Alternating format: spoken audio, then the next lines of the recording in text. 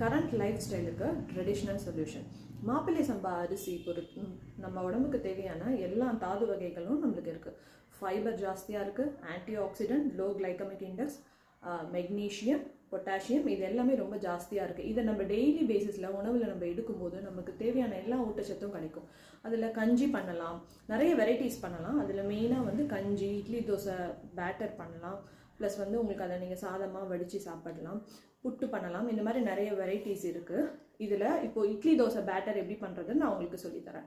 முதல்ல நம்மளோட இட்லி அரிசி யூஸ் பண்ணுறோம் இல்லையா, அதில் வெளியான் நம்ம பாரம்பரிய அரிசி இருக்குது. நிறைய பேர் அதை மறந்துட்டோம்.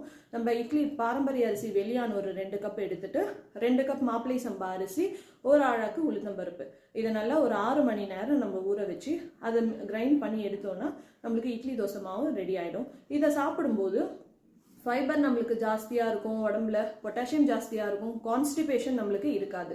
ஸோ நீங்கள் ட்ரை பண்ணிவிட்டு ஃபீட்பேக் சொல்லுங்கள்.